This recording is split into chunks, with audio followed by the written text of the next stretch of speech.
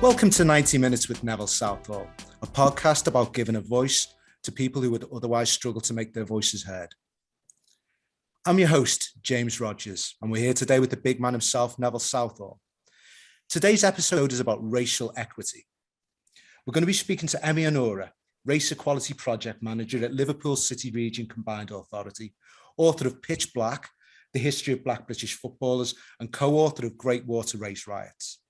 Our first guest, though, is former footballer Shaka Hislop, who played over 200 Premier League games for Newcastle, West Ham and Portsmouth. He played in MLS with FC Dallas and also represented Trinidad and Tobago in their World Cup debut in 2006. He's now an analyst and commentator for ESPN and is also the honorary president of the anti-racism charity Show Racism the Red Card. Welcome to the podcast, Shaka. Thank you very much, James. Can you tell us a little bit about your early days, Shaka? From what I understand, you were born in Hackney in London. But there's always been something of a transatlantic aspect to your life. Obviously we're talking to you today from Massachusetts. Before you were a Premier League player, you graduated Howard University in the US. How did that come about? And maybe if you could tell our listeners a little bit about Howard University and why it's so important. Oh, certainly. Well, there's a lot to tell there. I often say I can't tell my story without telling my dad's story. My dad was part of the Windrush generation, came up to England in search of employment from Trinidad. He was a teacher, and he and his best friend were going home one night and were wrongfully stopped and arrested by the Metropolitan Police, to which they actually sued the Metropolitan Police, won what was then a record settlement, £8,000. My dad took his share, 4,000, enrolled in law school, went back to Trinidad for the first time in I'm not sure how many years to see his mom. He lost his dad at a very young age, but went to see his mom, and during that 6-week break, met and proposed to my mother. That is kind of the backstory to who I am. I was born in England while my dad was finishing law school. They moved back to Trinidad and Tobago, which is where I grew up, and I consider myself Trinidad and Tobagonian. Certainly coming through as a teenager playing football, there were no real options other than to pursue a university scholarship. The aim being to get a professional degree and work a job, at least your tuition is paid. Howard has a real history with Caribbean student population. They actually had a Trinidadian goalkeeper in 1974 when they won the NCAA title, and he recruited me to come to Howard. So went on in mechanical engineering degree before deciding to give football a shot. I was offered a trial by Reading. Mark McGee was the manager at the time, and the rest, as they say, is history. And to the best of my knowledge, Shaka, you are the only Premier League or former Premier League player I'm aware of that has worked at NASA. Can you tell us a little bit about this? Yeah, fascinating fact. So, it was coming to the end of my junior year in 1991. Again, I'm doing engineering. I'm thinking about life after graduation, and as everybody does, you look for internships. And I had a friend who applied. He got in, and he encouraged me to apply, and which I did. And I got in. I worked at NASA headquarters. NASA's headquarters are in DC. Of course, they have different divisions all over the country, but the headquarters were in DC. My friend who applied before me, he went off to another one of the departments, but I got to work at NASA headquarters downtown DC. And you've given me an opportunity here to tell my favorite joke, James. Everything went straight over my head. Boom. That's as good as you get it in this podcast. You won. That is, as a lover of dad jokes, I think you've surpassed me. That's fantastic. Thank you, Shaka. So, listen, did your career? I'm going to bring Nev in here, if that's okay. Did your career overlap with Nev's at all? Did you guys cross swords on the pitch at all, so to speak? Or I can't remember playing against Neville. I certainly, let me say, I started at Reading in 92. I'm sure Neville was still playing at Everton at the time. And I remember that all black kid. I remember Neville staying out on the pitch at halftime. And as a lover of all things goalkeeping, not just about the saves, but around the psychology of the position, and I think the role that we play, I think Neville represented so much, about who we are, about how we can impact games in a bigger way than just making saves. As much as we talk, and I'm sure many people still joke, and Nev can attest to this, about him staying out in the pitch at halftime. That sends a message. That sends a message, and there's a psychology behind that I appreciate far more than I think most people recognize, and I'm a fan. I was then and continue to be now. Nev, well, you could be my agent, to be fair, Shaq, couldn't you? I finished in '98, so we did play against each other, didn't we? Right. Okay. Yes. Okay then. Yeah. And I've seen you from the bench, because I actually got dropped at Newcastle once, and the manager, he didn't. I would understand in the future, and I just wanted to know why I was not playing that day. But we went to Newcastle, we got beat by Alan Shearer's goal. No, but look, I watched you for a good while, and I think the biggest thing for me about you was you are what you are. You're nice and calm. You don't get flustered. You're nice and calm. You do everything with a minimum amount of fuss. And I think maybe that comes from your brain and your engineering brain, because everything's got to be done logically, and everything's got to be done in order, and everything's got to be nice and calm, because you don't do the other stuff, do you? You don't go and try and fix a space rocket, do you, and get all excited. You have to be calm. And I think that's always how you came across. And I think, for me, watching you was great, because again, I think there was only probably you and David James knocking about at that time. So there's only two black goalkeepers. And I think you were the stepping stones for lots of other people coming through.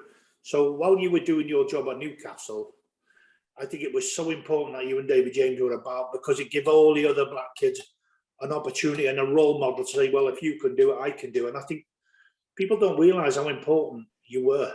And I think you should be proud of what you've done, really. Thank you very much, and I think I should say this. When you're in it, it's not what you're thinking about. And I can only assume I speak for David James here, but when we're playing, we just focused on being the best goalkeepers that we can be, without maybe recognizing the moment or what we represent then, or to kids in the future. But certainly now that I'm not playing, I think I appreciate that a whole lot more now, because I'm the same, growing up in Trinidad and Tobago.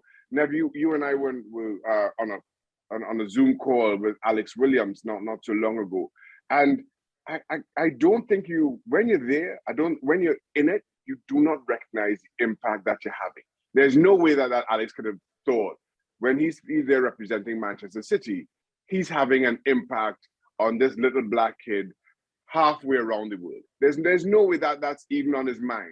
Yet that's my story, and I'm happy that I can write the next chapter from where goalkeepers like Alex Williams did. It's an honor to follow in such footsteps. Well, I think because footballers live in a bubble, you can only concentrate in front of you, and I think it is sometimes when you sit down. I mean, there is instances in games where you think, I'm sure you've had games where you're thinking, hang on a minute, this is not right and this should change for the better, especially all the racial stuff. And I think I look at people now, and you look at the England squad, it's full of black players. Yes. Well, if they're full of black players, it was down to you, Alex, David James, and all of the black players who've trod that path. And hopefully you've cut away all the rubbish that goes around with it. Each time you stepped on that pitch, you were breaking a new barrier, because the longer you played, the more people recognised your talent, the more people recognised your talent rather than your colour.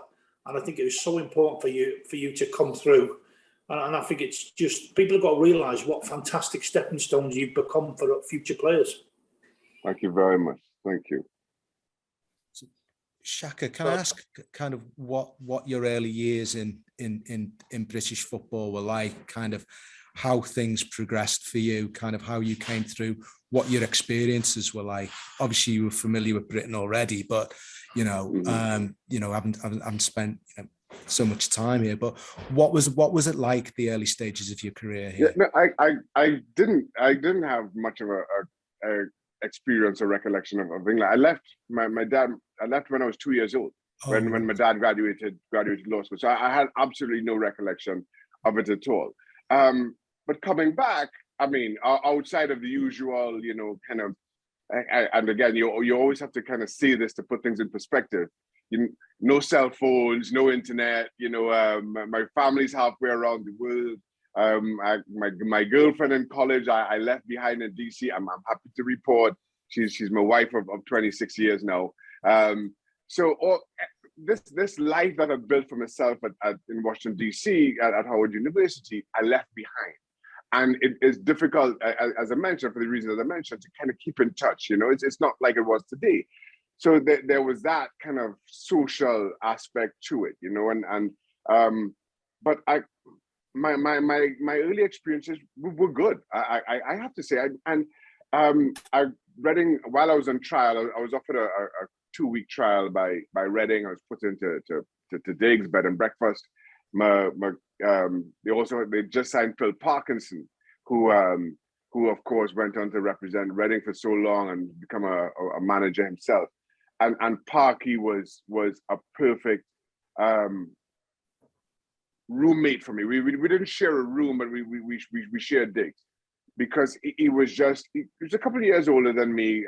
Obviously understood New England, and he really helped me to settle down. And then this 2-week trial somehow dragged out to 2 months before eventually being offered a contract.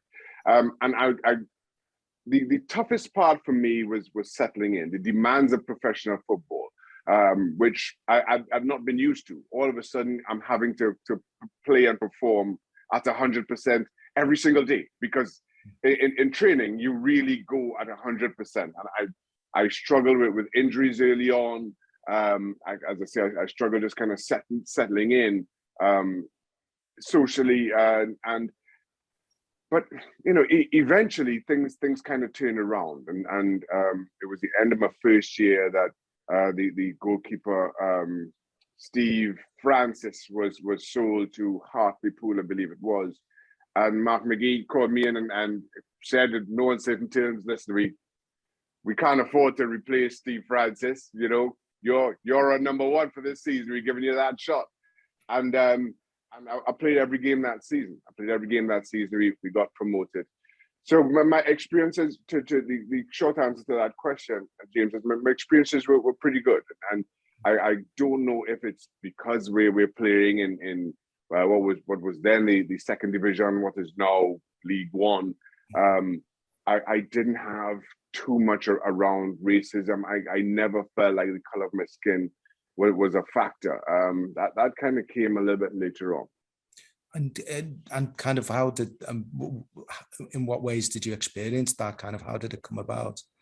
When I moved to Newcastle, and the story that we tell around the founding of Show Racism the Red Card is just receiving racial abuse outside St. James's Park. Just happened to be outside St. James's Park late one night, not a match night or anything of the sort. My wife and I were out in town, and there was a petrol station outside St. James's Park, and we needed petrol, and that one was closest. So we went there, and a group of youths come walking down the hill and start shouting racial abuse at me. And I am thinking, how do I get out of here as quickly as possible? And then one of them recognized who I was, and they started asking for autographs, wanted to come over, and I just, put the nozzle back and left as quickly as I could. I was already in touch with Jed Greby, Show Racism Red Card's founder. He was working with an organization called Youth Against Racism in Europe, and just telling them that story. And we both felt it spoke to the duality of who I was. On one hand, as I put it, from 100 yards away, I was a black man worthy of the most vile racist abuse. From 100 feet away, they wanted to sing my name and ask for autographs. And I think that spoke to the power of football and the power of who I was and who I represented, in terms of being a black man and being a footballer in the Northeast. And from that experience, we started going into schools, talking about race, about racism.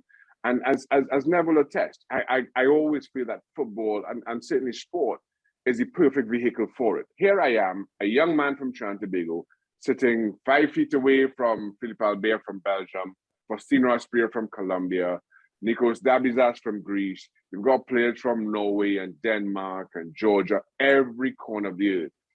We go out onto the field together. When we win, we celebrate together. When we lose, we go out on the training ground on Monday and work to put it right. And I think that speaks to who we ask of ourselves as human beings in our communities. And that for me was kind of shaped Show Race and the Red Card and how we could use football and the experiences just of a dressing room to advocate for better communities.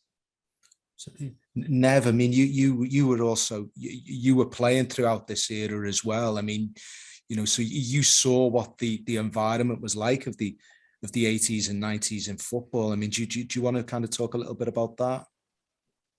Well, I played in a game that John Barnes obviously got all his bananas thrown at him, which was disgraceful and everything. But what most people don't know, and I spoke to you the other day, James, about this, was when we went to Anfield and I walked down to the Kop end, I got tons and tons of leeks thrown at me. Because I think it was their way of saying, look, you can't do that. I think it was their way of being nice and saying, I'm making a point. You attack one of our players, we'll attack you. But it was done in such a nice, sort of humorous way. I think it made a really good point without being stupid. Do you know what I mean? Without being so harsh. And I think I was also a friendly in Hearts when Justin Fashanu played. And the amount of grief that lad got, they took him off after 20 minutes. And I thought I was ashamed coming off the pitch because nobody did anything. And I think that's, to me, that's the biggest thing, is that, you know, we all have protests and we all sit and talk about stuff, but nobody does sod all. And I think at a time, it needs somebody to do something. You know, and I look at today's game and I see all the players going down on one knee and I'm thinking, why do they have to keep doing it? What are the FA not doing enough? Or do they have to keep making the same protest? Is there something else that they could be doing? Because I don't know what the FA stance on it is, because I think if you're racist and you go abroad and you play, say, in far, you know, the Eastern Bloc countries where they are racist, then them teams should be kicked out. And any teams that come through should be kicked out. Nobody should be allowed to have a World Cup unless your grassroots is moderately free of everything. You know, you're not going to cut everything out at the moment, but I think there should be a criteria where you get into any competition based on your racism, your homophobic, and your values. And if your values are wrong, they shouldn't be part of sport. Because I thought sport was designed to have tests to chuck out cheats, and yet we continually let them off the hook every opportunity we get. And you can see what's happened, you know, in football at the moment. Racism seems to be seeping back into it. Now, one of the reasons I think is because we've got a prime minister who's incredibly, he has been incredibly racist and homophobic in the past. So I think it divides people. I think that's one. We've got a real bad role model in the biggest job in the land. And I also think clubs should take a bigger stance and not do tick box exercise, because you know, the biggest thing, Shaq, when we did that racism red card day was people saying, yeah, it's great having Black History Month or this day or that day, but you're black 365 days a year. Yeah. So what happened? And the thing that stuck with me was, I got out of bed this morning and I've never worried about my colour. It's never impacted my life. And yet for everybody else who's black, it seems to be their first thought when they get up, okay, what's going to happen? And I think that's a truly disgusting, dreadful state of affairs. So we need to change that. But if we're going to change it, then we've got to have conversations about it, and we've got to have open, honest conversations. And it's got to go to the highest point in the land. So for me, James, like I said to you before, it's people have to be clear what racism is. And we have, it's no good me banging on about racism, really, because nobody's come up and had a go at me about the colour of my skin. Yeah, they might have a go at me about being Welsh now and again, but that's not what I consider racism. So I think we need to have a proper discussion somewhere, and football can play a big part in that. And I'm sure, that's why it's so good people like you, Shaq, can get involved. When you're an intelligent fella, you've had a great background in sport, you've been to university, you've been successful, and you'd be a fantastic role model for anybody looking in. But you're the sort of person that needs to have these conversations with politicians, because at the moment, I also think, and I don't know, this will be something for you and Emmy to think about, is that I don't know how many black people are in this country, in Great Britain, and yet there's no natural leader. There's no one person who speaks with one voice. And I think it's easy for us to sit back and judge. But if you had some sort of, I don't know, a Malcolm X or Luther King, then I think things would be different. But at the moment, there seems to be, racism keeps rising, and yet there's no one voice to knock it back. Yeah, I following. I don't know British politics that well. As you know, I've lived outside of England now for 15 years. Goodness me, where's the time go? For 15 years, and I can't speak to who best represents the black community. I will also say that at the same time, the black community is also very diverse, and so you understand that there are a multitude of voices representing different aspects of that community. That I say in the broadest of terms, because as I point out, I'm fairly divorced from British politics in every respect. You're in Massachusetts, I'm here in New York. We've both witnessed the rise of the Black Lives Matter movement. George Floyd is obviously sent shockwaves across the US, but also around the world. I'd be interested to kind of get your take on what the last few years in the US has been like, because I know I live in Brooklyn. Like, I've seen the mass demonstrations and the outpouring of anger around the killings of George Floyd and so many others. And I think that there are broad questions to be asked across society now.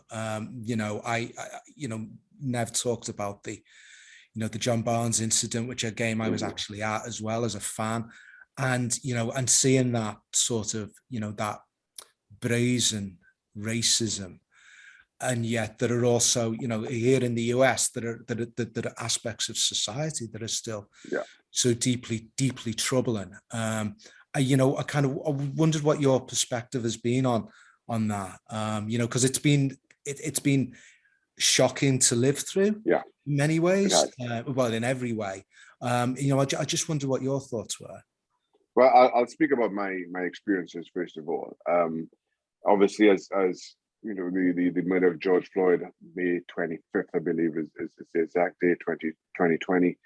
We were in the throes of the pandemic, and I have to admit it impacted me far harsher than I expected. I say this: I've been involved with this work with Show Recently Red Card as a promise to deliver a better world to my own children. I think that's what every parent sets out to do. They set out to shape a better world, a better life for their own kids. And then that happened. As I often say, 2020 happened. And here I was, and I genuinely felt that I had failed in my most basic of promises to my own kids. And I fell into a state of depression. I really, really did. And it was doing another of these Zoom calls, not dissimilar to this, that Leroy Rossignol said to me, who's a vice president for Show Recently Red Card. He said, Shaq, you're seeing this as wrong. You're seeing this incorrectly. We're running a relay here. You have to see this as a race.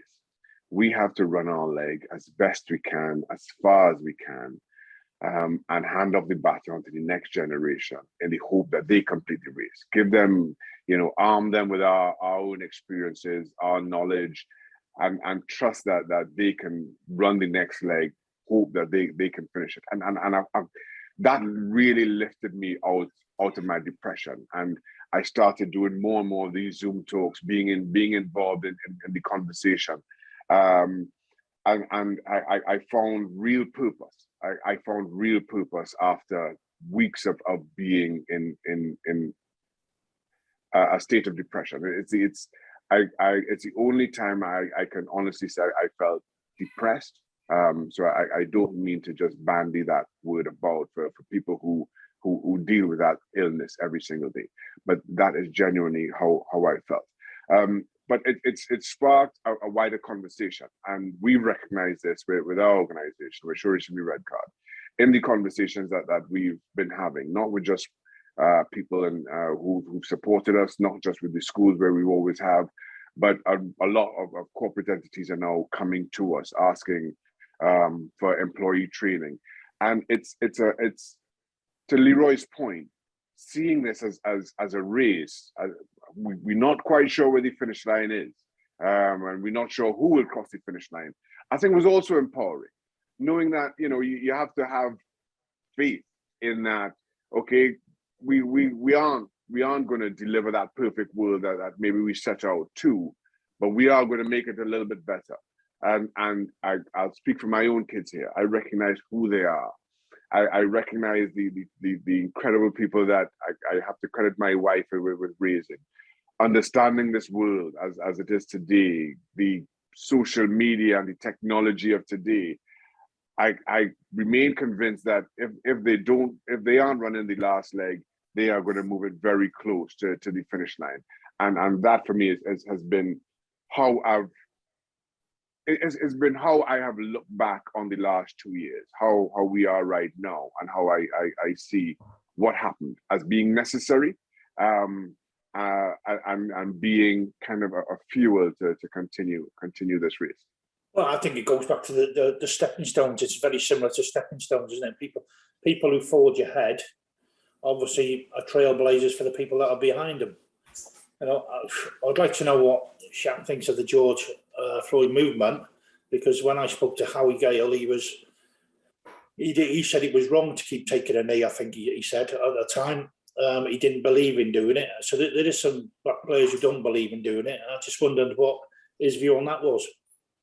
I continue to support it, and I say this. I say this from the perspective of the work that our organization does. I've seen young kids now. I proudly boast, Tourist and the Red Card is the largest anti-racism education charity in the UK. We work primarily with school-age kids. And what we have seen, what we've recognized over the last 2 years with players taking the knee, is kids going to their parents or their teachers and asking, why is Declan Rice? I played for West Ham, right? Why is Declan Rice taking the knee? Why are West Ham taking the knee? And asking those questions of their parents, of their teachers, of their peers, and having those conversations. And kids having those conversations is powerful. So while I understand the position, and Zaha was one of the first to speak about we need to do more. Absolutely right. That is another layer on top of taking the knee. But we also have to have conversations. We also have to give kids the opportunity and the confidence to have those conversations when talking about shaping a better world. And that for me is where I think taking the knee continues to be incredibly powerful. Now, admittedly, again, we are an education charity. We work with school kids. This is what we're exposed to. I also work with different fans groups, and I work with Stand Up to Racism. And the fans there also talk about an opportunity for them to at least show support, while they figure out what they can do as fans, how they can make impacts at their clubs, respective clubs, wherever it is, they want an opportunity to at least say to the world, we support you. And this has provided that opportunity for them as well. But that can't be the full stop. That can't be all that happens. It has to translate into a whole lot more. Fantastic. Well, Shaka, listen, thank you so much for sharing that with us. It's such amazing work you're doing. I do want to bring in Emmy at this point, but hang around, Shaka, because we're going to have a good discussion at the end of this. So, Emmy, so we're going to continue the transatlantic theme. We're going to jump over to Liverpool now, and we're going to speak to Emmy and Nora. So, Emmy, welcome to the podcast. Thanks for having me. It's my pleasure. It's great to have you here. So, Emmy, can you tell us a little bit about your background and specifically what I'm interested in the book, what one of your books particularly, Pitch Black: The History of Black British Footballers, kind of, tell us about how you came to write that, because I know it's kind of made quite an impact. Like similar to Shaka, my parents come to this country. He was part of the Windrush generation. I'm the eldest of 9. 4 of us were born in Glasgow and 5 in Liverpool. I was born in Glasgow, actually moved to Liverpool when I was kind of quite young, 3 or 4 years old or something like that, something of that nature. And just growing up, you gravitate towards, you do what other kids do, and my earliest kind of role models. First black football I ever saw, apart from the Brazilians, was Clyde Best. And then slowly but surely, English, British-born players started to come into the game, small numbers in the 70s to larger numbers in the 80s, to the point now where, there's something in the region of 1/3 of professional footballers are black. So and so what I wanted to do, as far as the book's concerned, is to kind of document some of that narrative and that history. I remember having a conversation with a friend and just being kind of disappointed with part of the narrative at the time about English football was that racism was a thing of the past, and the problem is in Spain or in Eastern Europe, and so on. And I was trying to point out to him that, we had our own problems here that manifest themselves in different ways. What we didn't have at the time I was writing the book was some of the mass chanting and the experiences that Neville Southall mentioned earlier about his, playing in that game, in that derby game with against Liverpool, where John Barnes had the bananas thrown at him. And he said, well, why don't you write something? And so the germ of an idea came about, and then I started to look for people to speak to. In the end, spoke to about 20 odd different footballers, a range of experiences, from John Barnes at one end, an international 60 odd caps, to other people like Cesc Poddat, who's Bradford's kind of, played over 700 games for Bradford City, probably something that'll never be, nobody's probably ever going to beat that in this kind of day and age, and a lot of, famous footballers and not so famous footballers, just to find out what their experiences were as well. But also what I wanted to do, which I felt was important, was to try and place the development of black footballers coming into the game and the trials and tribulations and the experiences that they had into some kind of context, social context, because it's no, when we think of the development of racism and racist abuse that footballers got, you have to see that in the context of what also was going on outside the game and in wider society.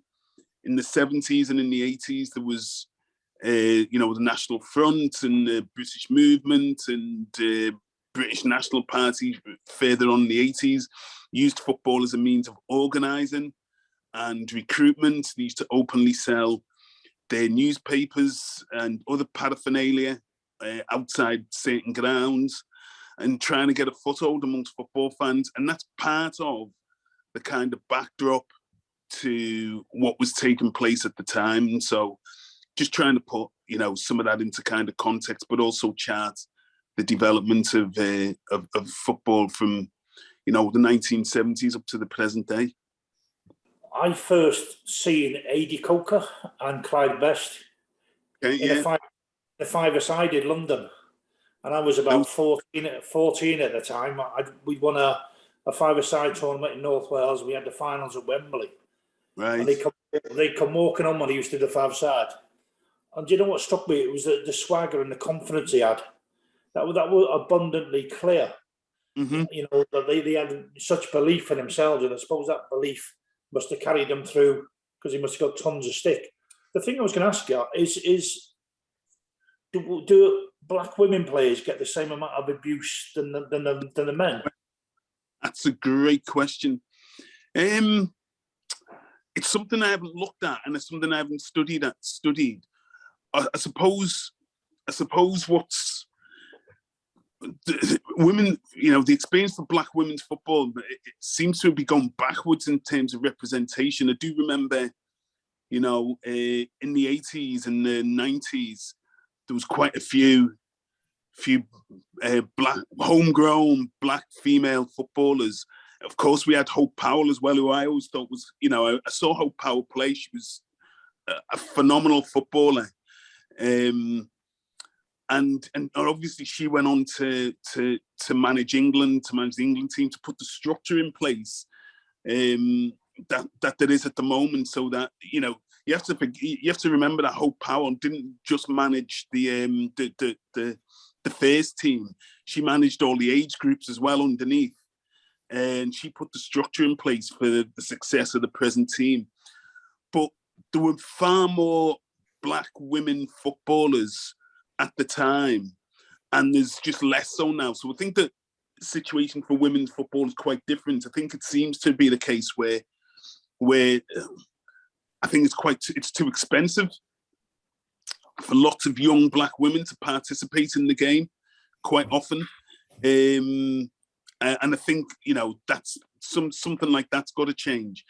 As for the abuse they got, I do remember going to see Arsenal women versus Everton women somewhere in the 1990s, and they were playing Tranmere. I think it was at Tranmere's ground. And I do remember hearing quite a lot of abuse that some of the Arsenal players were getting as well. Not on the same level, but it was certainly there. So I'm sure they had their trials and tribulations coupled in with, stereotypical ideas of what women should be doing or not doing, and so on. So I'm sure they had their trials and tribulations. I'm just, it's not my area of expertise, I must say. So that leads me on to the other bit, is that where are we going to get a next generation of coaches from then? Black coaches, in both women's and in men's football. And this is a really important question here about why we think it's a really important question you raised there, Nev, about how much progress we've actually made. Because really, when I first started watching football in the days you mentioned with Ade Coker and Clyde Best at West Ham, when I first started watching football, and as I said, in the early 70s, and Clyde Best was the only footballer I saw regularly in England. At that time, there were no black people in the dugouts.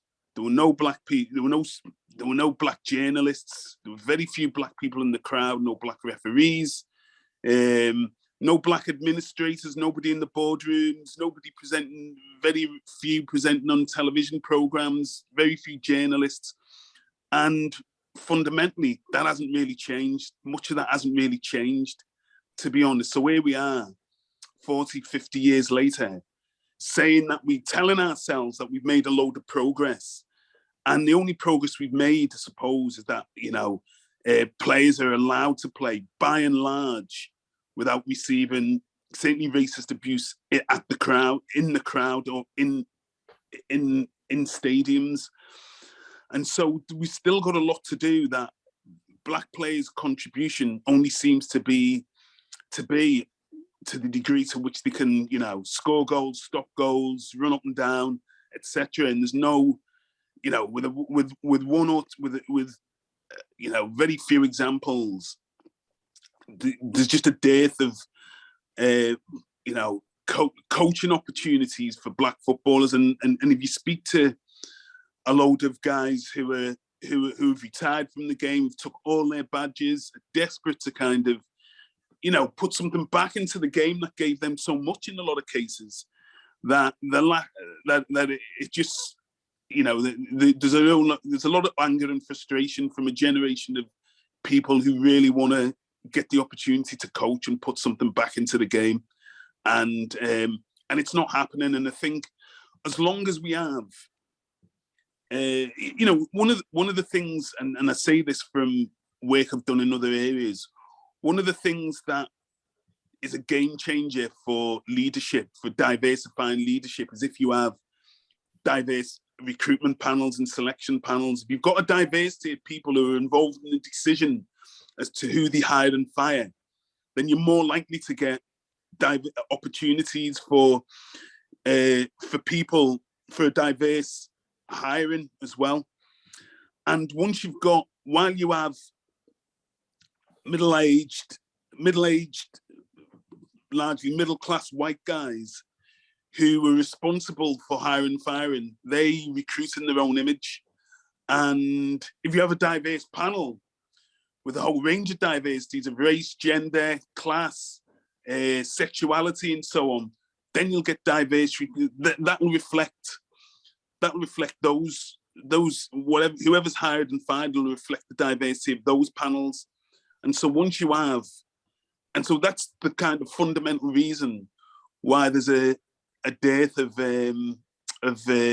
opportunities for Black coaches, because you just don't have, they're just not able to get in front of the decision makers and put their case forward, put their opportunities forward, talk about their experience, talk about their ideas, and the experience they've amassed from playing at different levels under high quality coaches and so on, and that opportunity is not there, and it's leading to a great deal of frustration. So we do tell ourselves quite often that racism is something, a thing of the past, or it's marginal. But actually, if you can't see it, you can't be it. And the issue with role models is just so critical and important. I was struck by Shaka's kind of experience of being not only a Black goalkeeper, of which there's still very few English ones, apart from David James and Tony Warner. I'm struggling to think of many other Black goalkeepers, Black English goalkeepers.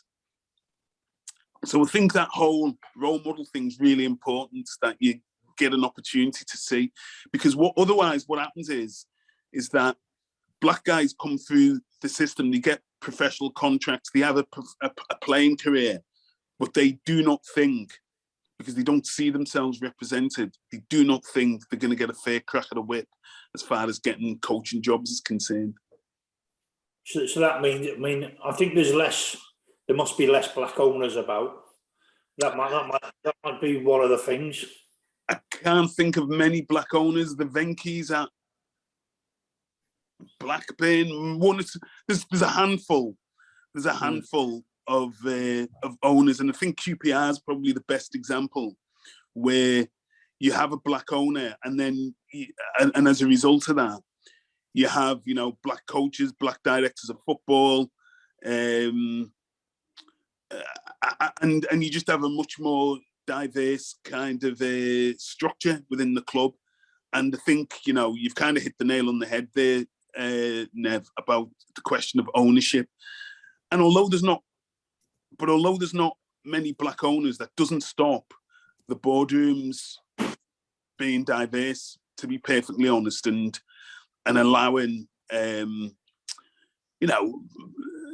diverse boardrooms who are responsible for making the big decisions at clubs. The biggest decision you make at a club is who your manager is. That's the biggest decision that any football club makes. It's the most important employee at the club, probably, and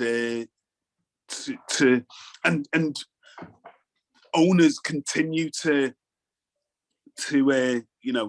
recruit by and large in their own image as well. So there's only two easy questions I got for you now. All right. First one is, how long before we get a black manager of England? And second, how long do you think it's going to take before a gay black man comes out as a professional footballer? Oh, to really, I'm not sure. Who knows what happens? But at the moment, it's difficult to see a black England manager in my lifetime. I think it might have to be once some of the present crop of, England players have kind of retired and are trying to get coaching opportunities. That's probably the next generation. May come from that generation, but other than that, I can't see that happening for a while. As for a black gay player, wow. One day it's going to happen. One day in the future, an existing player, a current player will come out and say, I am proud, I am gay. And it'll be really interesting to see what support that they get and what the reaction will be from the wider game will be. I'm sure that people will be falling over themselves to kind of congratulate them and to give them support. But actually, once that initial support has gone, it'll be interesting to see what happens and how they develop. And they might well be protected in the club that they come out of. But what happens if they move on to other clubs and other areas and everything else? Would be really interesting. At one point, I would have said it would never happen. To be honest, I'm more optimistic now that actually, and because we know there must be, you must have shared dressing rooms with players who didn't come out as gay. The law of averages, suggests that in every dressing room there may be 2 or 3 guys who are gay. The law on average, and it'll just be, but who haven't got the support or the support to be just to be authentic and to be themselves. I think so. I do think it'll take the game itself to be much more friendly, to be much more gay friendly. Some of what I mean by that is to have a zero tolerance of homophobia. Some of the things you mentioned earlier, Neville, about the way the game needs to lead, about the kind of sanctions that need to be put in place for where there's acts of racism and homophobia. As you said, sport. Why should sport have to why should being good at it? Why should you have to think about racism? And you've got enough to think about as an elite athlete. To try and be the best footballer, the best boxer, the best runner, the best high jumper, the best racing car driver you can possibly be without having the added burden of racism or homophobia or sexism or whatever it is. And until the game kind of decides that we're going to have zero tolerance to all of those things and have sanctions to back up the kind of platitudes that it has, then it's not going to be, then I can't see that happening really. Or it's going to be a much more difficult process for that to happen. James, I think you... Yeah, if you don't mind, if I just jump in for a second. So, Emmy, you've touched on so much stuff there. And one of the things that occurs to me is that just to take one aspect of that, you were talking about the situation inside the stadiums and, kind of how things have changed, hopefully improved since, the time of the 80s and the early 90s and stuff. But I'm just concerned that so much abuse now of Black players has shifted to social media now. And that's something that, that's now such a huge issue and a challenge, and is really sort of broad-based and anonymous and so vile, that now I feel that we also need to have a conversation about how do we tackle this, as we have the phenomenon of social media. It's now, we've seen players be targeted, we've seen people be targeted, and I feel like that's now something that we're going to have to really, really, really charge hard to resolve. You're absolutely right. And I was clear to say that the racist abuse inside stadiums is less, and certainly some of the mass chanting where all four sides of the stadium would be, chanting racist abuse. But those days gladly, seem to have gone, and hopefully that's the case. But certainly social media is a massive is a massive issue.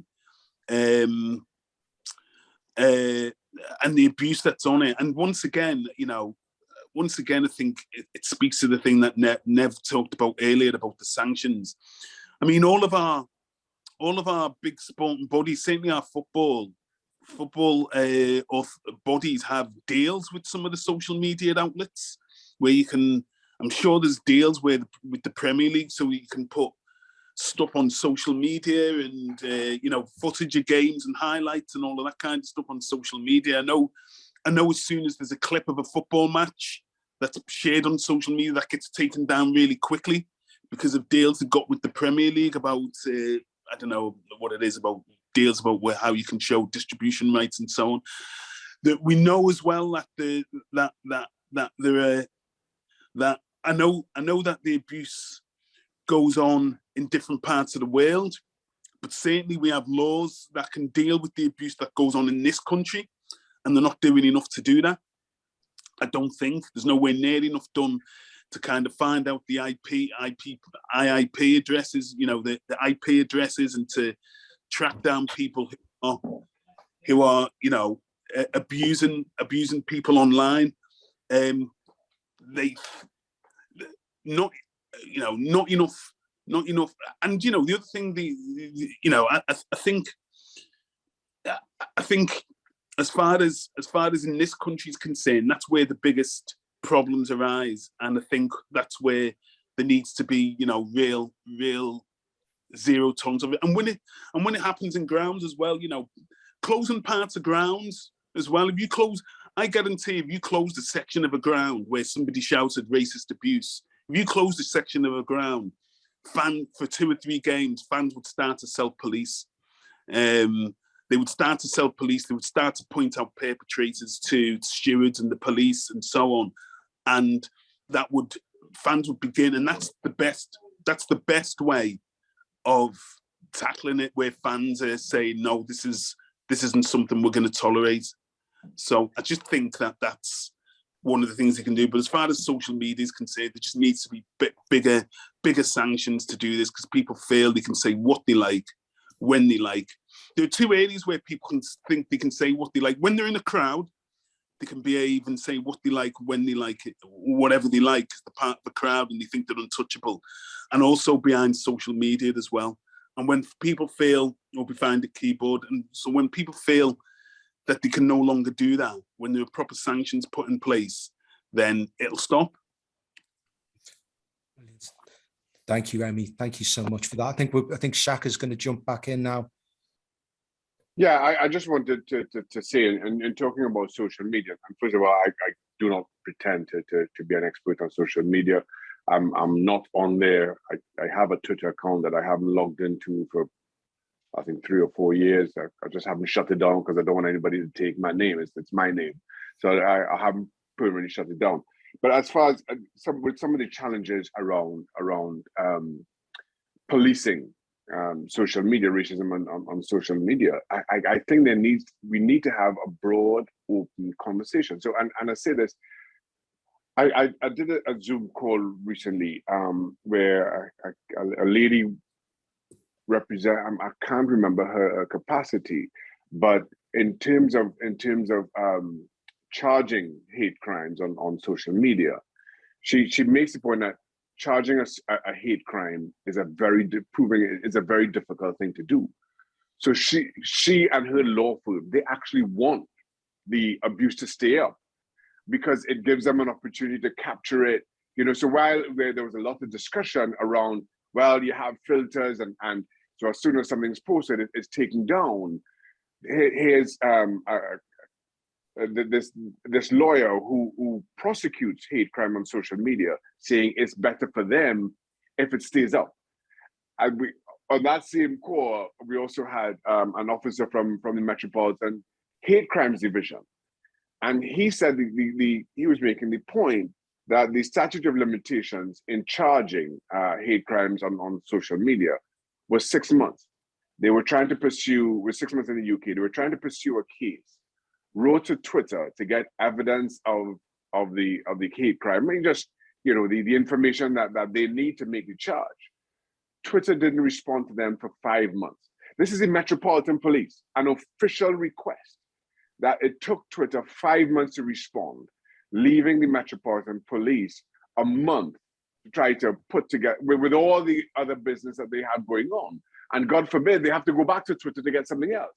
So there's this big disconnect around policing, charging, and the social media companies' own responsibilities that needs to be discussed more openly, because it's quite clearly far more complex than us saying, and my opinion all along was, apply these filters that as soon as they go up, they're taken down, and you can, but then when you get into the kind of legalese of it, quite clearly it's far more difficult. Those are discussions that we need to have, or somebody, or people in that space need to have. Those people who know that in the way that they do need to have. And this is why racism in football needs to be put into some kind of wider kind of social context, really, because that experience that Shaka mentioned of the time it takes to respond to racial crimes, to hate crimes, to discrimination, etc., outside of a football context, happens in society as well. If you want the police or the authorities to respond in a timely and quick fashion to instances of hate crimes, then that can be really difficult, to be honest. And so you all over the country, and historically, there's always been a suspicion, amongst Black communities that their crimes won't be solved, their crimes won't be heard, people won't be charged, even though they can provide, they might provide names, they might provide addresses, and so on and so forth. That the confidence in the authorities to actually address these issues, even when they've got the evidence, or even when they've been provided with the evidence, quite often doesn't occur. So this is what happens in the football context. So we're looking at it in the football context, but that's more broadly in society. That's that feature that we see around the lack of opportunity to tackle hate crime occurs in all walks of life and across society as a whole. Does that then make it far less likely that people actually report crime and hate crime? It would depend on the nature of the crime, to be honest, Nev. I think there are times where I might have been racially abused or discriminated against. I've got no faith whatsoever that anything will come of it. And you also have to remember that on a personal level, going through that process, whereby you've got to try and run through brick walls to get some kind of recompense or justice, or get the discrimination issue seen to as quite a marked effect on you as an individual. So quite often people don't report them because they don't think, they've got no confidence that anything's going to be done. And there are times where you kind of have to have a line in the sand and you have to say, no, I'm going to report this regardless of the consequences. But quite often you become marginalized, you become, I mean, just look at, even within, the context of football. I remember when, as an Evertonian, I remember when Mason Holgate complained about a racist incident. Now, it transpires that it was deemed not to be a racist incident.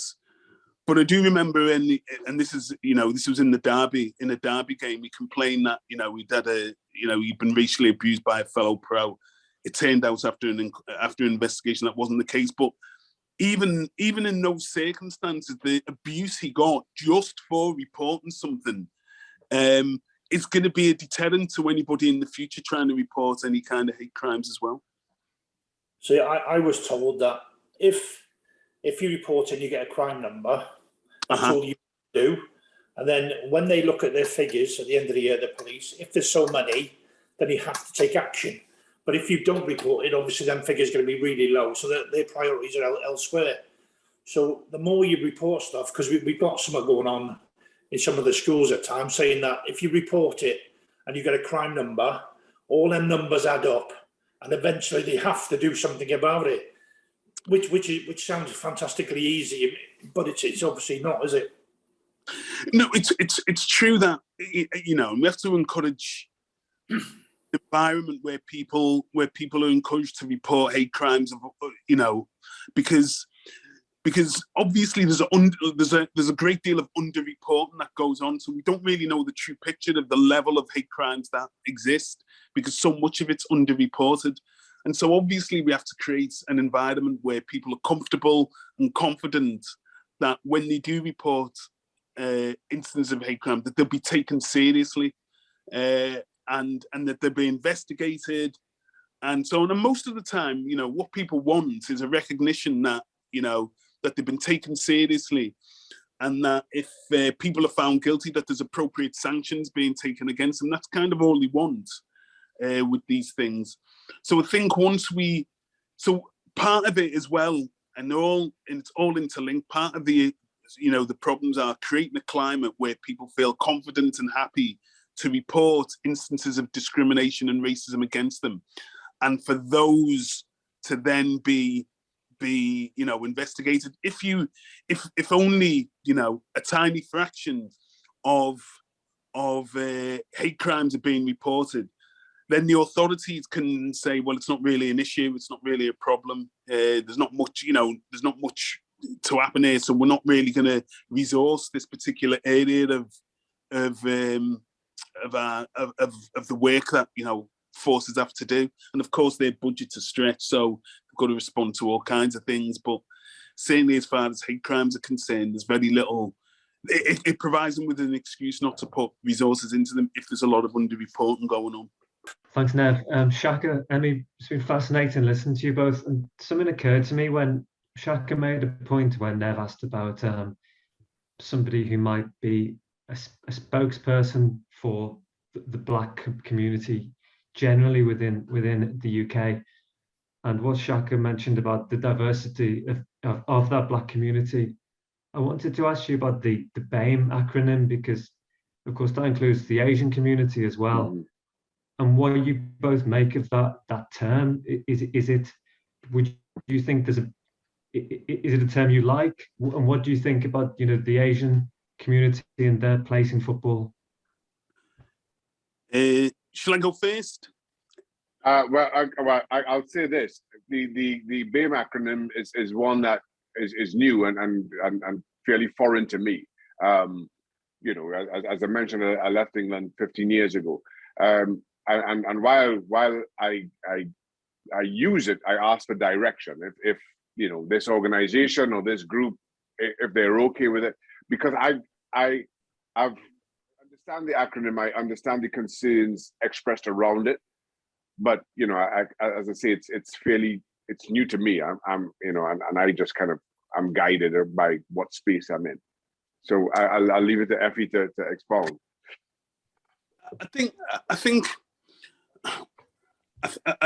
it's, you know, if I can wrap the kind of questions you mentioned, Simon, in terms of the diversity of the Black community into this as well, because first of all, you know, Shaka's right in terms of speaking to, there isn't, you know, the Black community is as diverse as any community. There's differences in terms of gender, sexuality, social class is a massive issue as well. And one of the problems with leadership of Black communities is that much of the leadership of Black communities gets funneled through mainstream political parties quite often, who have their own agendas, their own issues, who are also, you know, and you know, historically political parties of all colours have when the opportunity and when it suits them, have always been very quick, have quite often been very quick to kind of sow racial division and to you know, I mean, if you look at the issue with Windrush, comes in, both of the situation we have now occurred under both Labour and Tory governments. So, you know, they have their own issues as far as racism is concerned. And one of the problems is that Black leaders are funneled through, you know, both parties in that respect. So plus of course, you know, there isn't a single voice that speaks on behalf of communities. And that leads me kind of nicely into the question about the acronym BAME, because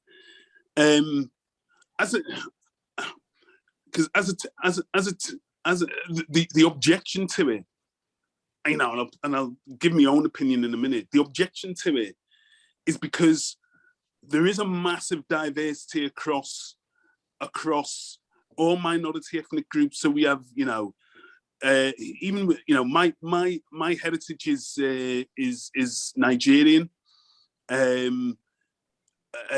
Many of my friends, and you know, who you know, even from an African perspective, you know, I've got friends who are kind of other West African countries, Ghanaians in particular. But even amongst Black groups, you can trace their heritage back to the Caribbean. There are quite marked differences in terms of religion, food we eat, cultures, and so on and so forth. And that's just within people who kind of talk about, you know, self-identify as Black. Then you got the broad kind of Asian identity, covers people who may be Hindu, Muslim, Orthodox, Confucian, Buddhists, you know, and that's just from religion. They may be from the Indian subcontinent, they may be from the Middle East, they may be from China. It covers such a vast area, and so the objection to the acronym BAME is because we use that as a terminology to actually lump a whole load of people in together whose experiences, whose heritage, whose cultures are very, very different, but we kind of lump them all in together. Now, for me, the issue around BAME about self-identification is a political one. And the BAME is a technical or administrative one for collecting data. And so where BAME should be used only is around collecting data for monitoring, to ensure that people, you know, to have a look at the picture of your workforce, or to see who's getting promoted, or to see who's receiving your services or your goods or anything of that nature. And so in that respect, for administrative purposes, I think the term, you know, the use of BAME is kind of quite useful in some ways. But as a term to describe everybody who's non-white, it's not always helpful. There's so many differences in terms of class and you know, gender and sexuality and even nationality as well. So that's hopefully, in a roundabout, convoluted way, I've kind of talked about some of the tensions around that terminology. Emmy, can I just a quick question? We are, I grew up in Liverpool. Obviously, you've got, you're in the city, and I'm mixed race. I have one of my grandparents was a Black African American GI. So the simple fact is that, a lot of the racism that I've experienced firsthand happened in Liverpool. It happened in Huyton, and it happened in the schoolyard, and it was, it was, very much a part of my life experience. Now, Liverpool is obviously a place that I'm incredibly close to, but the city has a real troubled history around race and issues of race. This city that was basically, became incredibly wealthy on the back of the slave trade, and now, there is still a lot of issues to be addressed there. And that's, obviously, I love Liverpool. There are many great people there I'm so close to, but it has had a history of racial issues and racial tension and racism. Can you talk a little bit about that, about where you think the city is at in terms of dealing with its history, its present and also its future? Sorry, you're getting some hard questions today. No. It's a great question, to be honest. So Liverpool's the first city of empire, grew as a result of the slave trade. That's why it developed into, the one of the richest ports in the empire at the time, in the 16th and 17th, 18th centuries. And then, beyond the slave trade, and it's important to kind of recognize as well that actually one of the reasons why the UK was the led in terms of the Industrial Revolution was because what slavery did, the proceeds from slavery helped to fund the development of mines in Lancashire and Yorkshire. It helped to ensure that Manchester became the first, industrial kind of centre, in the workshop of the world, it was called. It fueled and funded the kind of manufacturing industry, plus, our system of banking and insurance. So our whole history, the whole history of the country was built on, the fact that the UK and then obviously was able to have that colonial expansion to strip, what we now talk about third world countries of its resources, both human and natural, to ensure that the UK was at one point the kind of foremost industrial power in the world, and that happened. That was largely that was the case up until round about the First or the Second World War. I think in terms of Liverpool, there hasn't been a reckoning of it. It took till 2008 for the city to formally apologise for its role in the slave trade, which is, I suppose, an important step in terms of recognising how its history is tied up with that. One of the things I've always loved about, living in the city and its kind of uniqueness and exceptionalism is the way in which when there's an issue of justice, social justice, it's always easy to find a kind of ear and to find points of support. And it's always been a city which has prided itself on being, it's prided itself on being an area where social justice is part of the kind of DNA of what it means to come from this area. That hasn't always happened in respect of race and racism. And I think that's probably an opportunity in the next year or so to kind of change some of that. I think that along with Bristol and some other cities across the UK, there's going to be an opportunity to kind of commemorate the transatlantic slave trade, look at Liverpool's role within it, and look at its kind of legacy. So I think there's some things that'll mean that the city's got for everybody across the city, not just Black communities, but as all across the city to kind of understand what it is. I think more importantly than that as well is that's where, you know, we had the toppling of the statue in Bristol. You know, what was interesting about the toppling of Edward Colston's statue in Bristol was that actually we began to have a conversation about, you know, about who do we commemorate? Who, you know, all of our kind of big cities that are city fathers who are commemorated in statues, everything else. So it began to talk about who we commemorate, why, you know, in Bristol, I've got I've got a niece and a nephew from Bristol, and Colston, you know, there's a Colston school, there's a Colston Hall, there's probably a Colston Street. There are lots of ways in which Edward Colston is commemorated throughout the city as being key to its kind of development.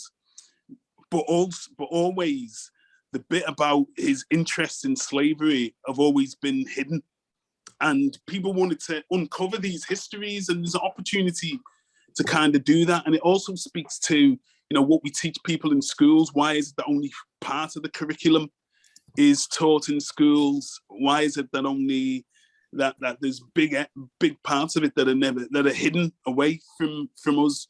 And this is part of all of our shared histories. You know, I always say Black history is British history. It's not. It's all tied up together in part of our history, but we only choose to commemorate a certain type of history. We also don't talk about, you know, more broadly about working class history. That it's always kind of industrialists or big rich philanthropists. We don't really talk about the Chartists. You know, other than Emmeline Pankhurst, we don't really talk about working class women whose sacrifices enabled us to get the vote. The only reason working class people can vote is because of the Chartists and the suffragettes. We don't really talk about their contribution and about who they were, and so on and so forth, about, you know, the development of kind of trade unionism. There's a whole load of histories that are hidden from us that that we need to kind of understand to give a kind of rounded out view of who we are as a kind of nation and how we got here, actually. Thank you so much. Thank you for that, Emmy. I really appreciate you tackling that one. Shaka, did you want to jump in? I will only say I keep referencing these Zoom calls. I spoke to David Olusoga not so long ago, where he spoke about many of these statues and their monuments, and he actually speaks about why many of them were erected, not just in terms of their own commemoration, but oftentimes it was a family generations after trying to re-establish a certain ownership around you know, a town or a region, and had absolutely nothing to do with that person's accomplishments or their standing while they were alive. So it's you know, it's following on from what Emmy said. These histories as well need to be looked at, and then where need be, need to be challenged. Well, I know we're coming to the end, and it's been brilliant to listen to you both. I just want to know, if there was one thing you could change in football to help racism, what would it be? Ooh, Wow. For me, and I never got a chance to say this earlier, and I know he's on the call. And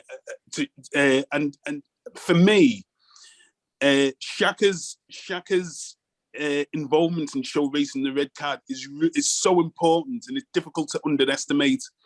And I'm not just trying to blow smoke up his bum, but genuinely, before Shaka came along, Black players were encouraged not to keep their heads down, to say nothing, to just get on with it. And the narrative would be, well, I use it as a kind of motivation, or I didn't hear it, or it doesn't affect me, or anything of that nature. And Shaka, partly I think and he'll tell me otherwise, maybe.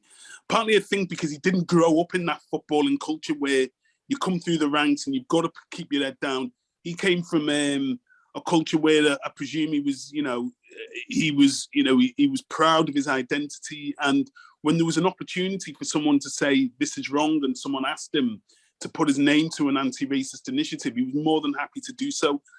But what's not widely known is that he was one of the first to do that, actually. And so we're now at a stage where lots of footballers, Rashford, the Sterlings and so on, are able to say, this is unacceptable, and so on. This is unacceptable. And so what I do like, and more broadly than that, and Gareth Southgate and the England team have kind of also led it. What's really encouraging is that you've got, both black and white players actually acting together and acting in solidarity with each other against racism. And that for me is, the biggest change, and long may that, happen. So the biggest change I want to see is that, the game as a whole, from the players' perspective and fans' perspective, takes a leading role in all of this. Mm-hmm.